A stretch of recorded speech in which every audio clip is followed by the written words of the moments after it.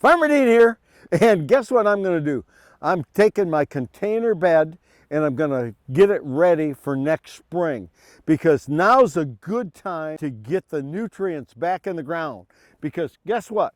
You've used up everything in there, so if we don't replenish it, next spring we're not going to have a great crop. So there's two major things that you need to do when you've got a bed like this. One is you got to open up the dirt just a little bit because it's become compact. So I like to open it up, give it a little bit of air, because next spring it's going to be packed again. But I can tell you why I want the air in there right now is so that all of the microorganisms have a little bit of air to work on.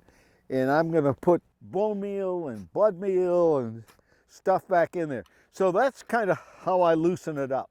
I'm going to start with blood meal. And I'm just going to sprinkle this over here. And this is nitrogen.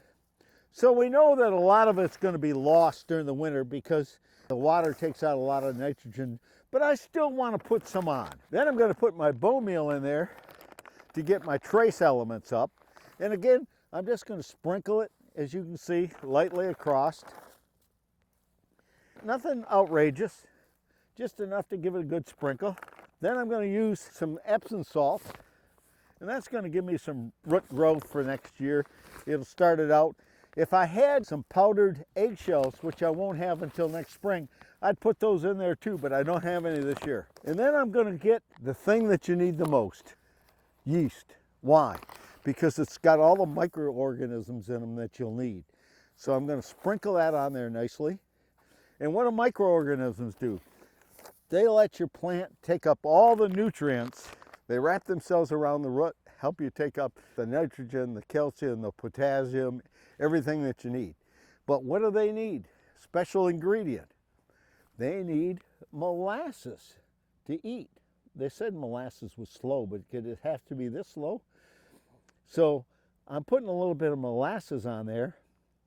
And the reason why I'm doing that is so that they have something to eat, because microorganisms love sugar. To finish it off, I'm just going to take and put a light coating of manure across it, just so all those microorganisms stay alive. And that's kind of what we're doing here. So here we go. Now, I know it's going to rain tomorrow. If it wasn't going to rain, guess what I'd do? I'd come out here and sprinkle this with water. But we've been getting rain every day here this fall. And guess what? I'm all done until next spring. OMGs, I can hardly wait till next spring so I can start my garden all over again.